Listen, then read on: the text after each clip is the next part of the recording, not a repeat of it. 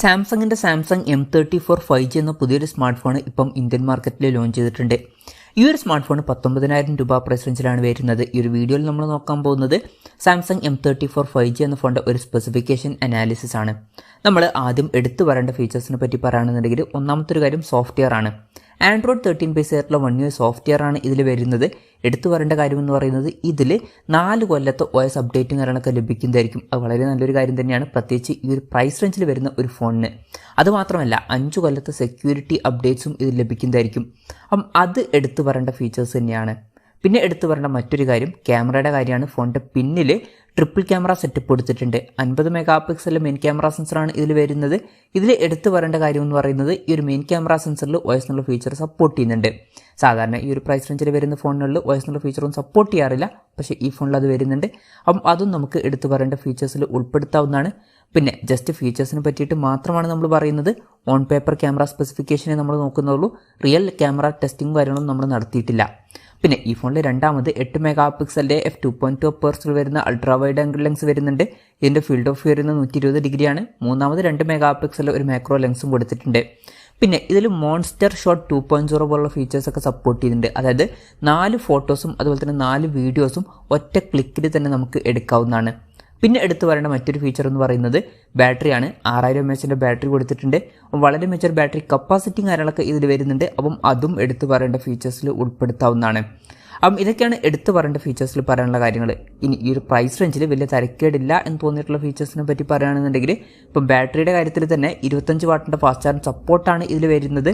ഈ ഒരു പ്രൈസ് റേഞ്ചിൽ അത്ര മികച്ച ചാർജിങ് സ്പീഡാണ് എന്നൊന്നും പറയുന്നില്ല, എന്നാലും വലിയ തരക്കേടില്ല എന്ന് പറയാം, അത്രയേ ഉള്ളൂ. പിന്നെ ടൈപ്പ് സി ചാർജിംഗ് പോർട്ടും ഇതിൽ കൊടുത്തിട്ടുണ്ട്. ഇനി സെൽഫി ക്യാമറയുടെ കാര്യം പറയുകയാണെന്നുണ്ടെങ്കിൽ ഫ്രണ്ടിൽ 13 മെഗാ പിക്സൽ സെൽഫി ക്യാമറയാണ് കൊടുത്തിരിക്കുന്നത്. പ്രോസസ്സറിൻ്റെ കാര്യത്തിലോട്ട് വരികയാണെന്നുണ്ടെങ്കിൽ അതും നമുക്ക് തരക്കേടില്ലാത്ത ഫീച്ചേഴ്സ് ലിസ്റ്റിൽ ഉൾപ്പെടുത്താവുന്നതാണ്. എക്സിനോസിൻ്റെ 1280 എന്ന പ്രോസസ്സർ ഈ ഫോണിൽ കൊടുത്തിട്ടുണ്ട്. ഈ ഒരു പ്രൈസ് റേഞ്ചിൽ ഇതൊരിക്കലും ബെസ്റ്റ് ആയിട്ടുള്ള പ്രോസസ്സറാണ് എന്നൊന്നും പറയാൻ പറ്റില്ല. ഈ ഒരു പ്രൈസ് റേഞ്ചിൽ ബെറ്റർ ആയിട്ടുള്ള പ്രോസസ്സറുമായിട്ട് വരുന്ന ഫോണുകളൊക്കെ വരുന്നുണ്ട്. അപ്പോൾ നിങ്ങൾ മെയിനായിട്ട് നോക്കുന്നത് പെർഫോമൻസും ഗെയിമിംഗ് ഒക്കെ ആണെന്നുണ്ടെങ്കിൽ അതുപോലുള്ള ഫോണുകളൊക്കെ നോക്കുന്നതായിരിക്കും നല്ലത്. എന്നാലും ഈ ഒരു പ്രൈസ് റേഞ്ചിൽ ഇത് വലിയ തരക്കേടില്ലാത്തൊരു പ്രോസസ്സറാണ് എന്ന് പറയാം. ആവറേജ് ആയിട്ടുള്ള പെർഫോമൻസും കാര്യങ്ങളൊക്കെ കിട്ടേണ്ടതാണ്. അപ്പോൾ തരക്കേടില്ലാത്തൊരു പ്രോസസ്സറും ഇതിൽ കൊടുത്തിട്ടുണ്ട്. 5G സപ്പോർട്ട് വരുന്നുണ്ട്. മേജറായിട്ടുള്ള എല്ലാ 5G ബാൻഡ്സും ഇതിൽ സപ്പോർട്ട് ചെയ്യുന്നുണ്ട്. ഈ ഫോണിൻ്റെ ബേസ് വേരിയൻറ്റിൽ 6GB റാമും 128GB ഇൻറ്റേർണലും കൊടുത്തിട്ടുണ്ട്. 8GB റാമും 128GB ഇൻറ്റേർണലുമായിട്ട് വരുന്ന ഒരു വെർഷനും വരുന്നുണ്ട്. പിന്നെ LPDDR4Xൻ്റെ റാമും UFS 2.2 സ്റ്റോറേജ് ടൈപ്പാണ് ഇതിൽ കൊടുത്തിരിക്കുന്നത്. മെമ്മറി എക്സ്പാൻഡ് ചെയ്യണമെന്നുണ്ടെങ്കിൽ ഹൈബ്രിഡ് സിം സ്ലോട്ട് ഇതിൽ കൊടുത്തിട്ടുണ്ട്. അതായത് മെമ്മറി കാർഡ് യൂസ് ചെയ്യണമെന്നുണ്ടെങ്കിൽ യൂസ് ചെയ്യാം, പക്ഷേ മെമ്മറി കാർഡ് യൂസ് ചെയ്യണമെന്നുണ്ടെങ്കിൽ ഒരു സിം മാത്രമേ യൂസ് ചെയ്യാൻ പറ്റുള്ളൂ. പിന്നെ വെർച്വൽ റാം എന്നുള്ള ഫീച്ചറും ഇതിൽ വരുന്നുണ്ട്. അതായത് എക്സ്ട്രാ റാം വേണ്ട സമയത്ത് ഇൻറ്റേർണൽ മെമ്മറിയിൽ നിന്ന് കുറച്ച് മെമ്മറി എടുത്തിട്ട് അത് റാമായിട്ട് യൂസ് ചെയ്യും. പിന്നെ വോയിസ് ഫോക്കസ് പോലുള്ള ഫീച്ചേഴ്സൊക്കെ ഇതിൽ സപ്പോർട്ട് ചെയ്യുന്നുണ്ട്. അതായത് കോൾ ചെയ്യുന്ന സമയത്ത് ബാക്ക്ഗ്രൗണ്ടിലുള്ള നോയ്സും കാര്യങ്ങളൊക്കെ ക്യാൻസൽ ചെയ്യുന്നതായിരിക്കും. NFC എന്നുള്ള ഫീച്ചറൊക്കെ ഇതിൽ സപ്പോർട്ട് ചെയ്യുന്നുണ്ട്. നോക്ക് സെക്യൂരിറ്റി എന്നുള്ള ഫീച്ചർ കൊടുത്തിട്ടുണ്ട്. അത് നല്ലൊരു കാര്യം തന്നെയാണ്. പിന്നെ ഇതിൽ ഡോൾബി അറ്റ്മോസിൻ്റെ സൗണ്ടും കാര്യങ്ങളൊക്കെ സപ്പോർട്ട് ചെയ്യുന്നുണ്ട്. 3.5mm ഓഡിയോ ജാക്ക് ഈ ഫോണിൽ കൊടുത്തിട്ടുണ്ട്. സൈഡ് മൗണ്ടഡ് ഫിംഗർ പ്രിൻറ് സെൻസറാണ് ഈ ഫോണിൽ വരുന്നത്. ഈ ഫോണിൻ്റെ mid night blue, prism silver അതുപോലെ തന്നെ വാട്ടർഫാൾ ബ്ലൂ എന്നീ കളർ വേരിയൻസ് ആണ് ഇപ്പം ഇന്ത്യൻ മാർക്കറ്റിൽ ലോഞ്ച് ചെയ്തിരിക്കുന്നത്. ഇനി ഡിസ്പ്ലേയുടെ കാര്യത്തിലോട്ട് വരികയാണെന്നുണ്ടെങ്കിൽ ഈ ഒരു ഫോണിൽ 6.5 ഇഞ്ചിൻ്റെ ഫുൾ HD+ ഡിസ്പ്ലേ കൊടുത്തിട്ടുണ്ട്. അമോലെഡ് ഡിസ്പ്ലേ ഒക്കെ ഇതിൽ വരുന്നുണ്ട്. അത് നല്ലൊരു കാര്യം തന്നെയാണ്. 120 Hz റിഫ്രഷ് റേറ്റും ഇതിൽ സപ്പോർട്ട് ചെയ്യുന്നുണ്ട്. ഫോണിൻ്റെ പീക്ക് ബ്രൈറ്റ്നസ് 1000 nits വരെ വരുന്നുണ്ട്. പിന്നെ ഫോണിൻ്റെ ഫ്രണ്ടിൽ ഗൊറില്ല ഗ്ലാസ് 5ൻ്റെ പ്രൊട്ടക്ഷനും കൊടുത്തിട്ടുണ്ട്. അപ്പോൾ നല്ലൊരു പ്രൊട്ടക്ഷനും ഇതിൽ വരുന്നുണ്ട്. അപ്പം ഇതൊക്കെയാണ് തരക്കേടില്ലാത്ത ഫീച്ചേഴ്സിൻ്റെ ലിസ്റ്റിൽ പറയാനുള്ള കാര്യങ്ങൾ. ഇനി ഈ ഒരു പ്രൈസ് റേഞ്ചിൽ നിരാശപ്പെടുത്തി എന്ന് തോന്നിയിട്ടുള്ള ഫീച്ചേഴ്സിൻ്റെ കാര്യം പറയുകയാണെന്നുണ്ടെങ്കിൽ ഇപ്പോൾ ഡിസ്പ്ലേയുടെ കാര്യത്തിൽ തന്നെ ഫോണിൻ്റെ ഫ്രണ്ടിൽ വാട്ടർ ഡ്രോപ്പ് നോച്ച് ഡിസൈനുള്ള നോച്ചാണ് കൊടുത്തിരിക്കുന്നത്. ഈ ഒരു പ്രൈസ് റേഞ്ചിലൊക്കെ വരുന്ന ഒരു ഫോണിൽ നമ്മൾ പഞ്ച്വൽ ഡിസൈനും കാര്യങ്ങളൊക്കെ എക്സ്പെക്ട് ചെയ്യുന്നുണ്ട്. പക്ഷേ ഈ ഫോണിൽ വാട്ടർ ഡ്രോപ്പ് നോച്ച് ഡിസൈനുള്ള നോച്ചേ വരുന്നുള്ളൂ. അപ്പം അത് കുറച്ച് നിരാശപ്പെടുത്തി എന്നാണ് എനിക്ക് തോന്നിയിട്ടുള്ളത്. പിന്നെ പറയേണ്ട മറ്റൊരു കാര്യം, ഇതിൽ സിംഗിൾ സ്പീക്കറാണ് വരുന്നത്. ഈ ഒരു പ്രൈസ് റേഞ്ചിൽ വരുന്ന ഒരു ഫോണിലൊക്കെ നമ്മൾ ഡ്യുവൽ സ്റ്റീരിയോ സ്പീക്കേഴ്സും കാര്യങ്ങളൊക്കെ എക്സ്പെക്ട് ചെയ്യുന്നുണ്ട്. പക്ഷേ ഇതിൽ സിംഗിൾ സ്പീക്കറേ വരുന്നുള്ളൂ. അപ്പം അതും കുറച്ച് നിരാശപ്പെടുത്തി എന്ന് പറയേണ്ടി വരും. പിന്നെ പറയേണ്ട മറ്റൊരു കാര്യം, ഫോണിൻ്റെ ബോക്സിൽ ചാർജർ വരുന്നില്ല. ചാർജർ നമ്മൾ സെപ്പറേറ്റ് മേടിക്കേണ്ടി വരും. ഈ ഒരു പ്രൈസ് റേഞ്ചിൽ വരുന്ന ഒരു ഫോണിലൊക്കെ ചാർജർ അവർക്ക് കൊടുക്കായിരുന്നു. ഇനിയിപ്പം ഫ്ലാഗ്ഷിപ്പ് ലെവലിൽ വരുന്ന ഫോണുകളിൽ ചാർജർ എടുത്ത് ഒഴിവാക്കിയാലും അപ്പം ചാർജർ ഇല്ലാത്തതും ഒരു നെഗറ്റീവായിട്ടാണ് എനിക്ക് തോന്നിയിട്ടുള്ളത്.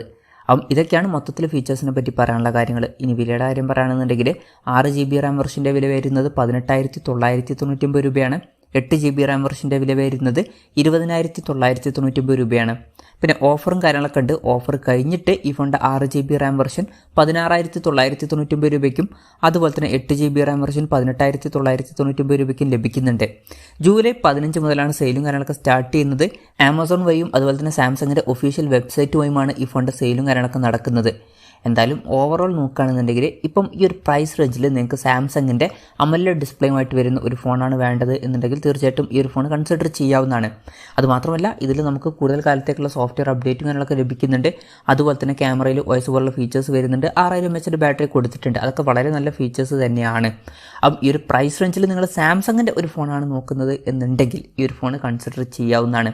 പക്ഷേ ബാക്കി ഫോണുകളായിട്ട് കമ്പയർ ചെയ്യുകയാണെന്നുണ്ടെങ്കിൽ പഞ്ചോൾ ഡിസൈൻ വരുന്നില്ല, ഡ്യുവൽ സ്റ്റീരിയോ സ്പീക്കേഴ്സ് വരുന്നില്ല, ഫോണിൻ്റെ ബോക്സിൽ ചാർജർ വരുന്നില്ല എന്നിങ്ങനെ ചില പ്രശ്നങ്ങളൊക്കെ വരുന്നുണ്ട്. എന്നാലും ഈ ഒരു പ്രൈസ് റേഞ്ചിൽ ഇത് തരക്കേടില്ലാത്തൊരു ഫോണാണ് എന്നൊക്കെ പറയാവുന്നതാണ്.